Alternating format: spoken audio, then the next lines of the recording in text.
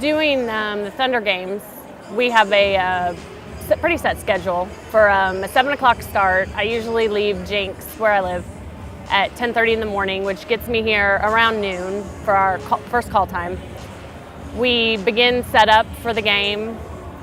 We have pre-production with everybody that's involved with the broadcast.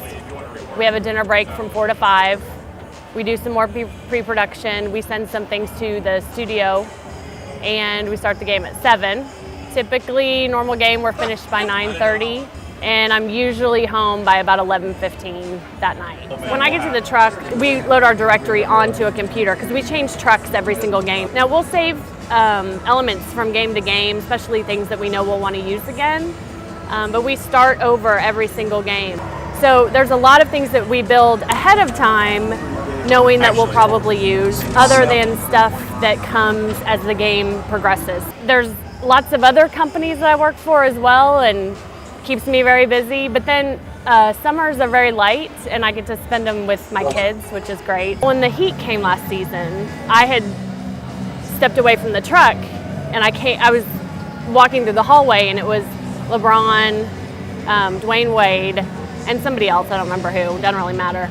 But LeBron walked by and said, "Hey, sweetie," and I was like, "Hi." The only way to describe him is he is like a physical specimen. He is like the definition of a man.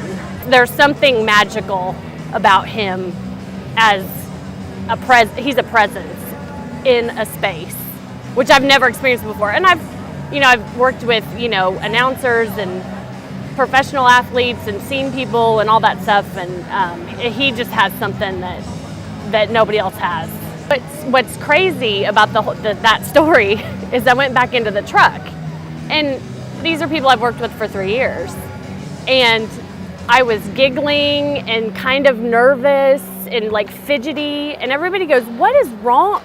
What is wrong with you?" And all I could do was giggle and say, "LeBron just called me sweetie," and like I was a 16-year-old girl that just got asked to the prom. I think this year, tonight, Durant has his 36 games of 25 points or more starting tonight. He's on the verge of breaking Jordan's record. I just think his season as of January of this year has been phenomenal. And if he continues to play the way he is these past few months, I don't know how you couldn't, give it to him. One word to describe my job would be fun. Basically because it's like watching a sporting event, but being a part of it at the same time.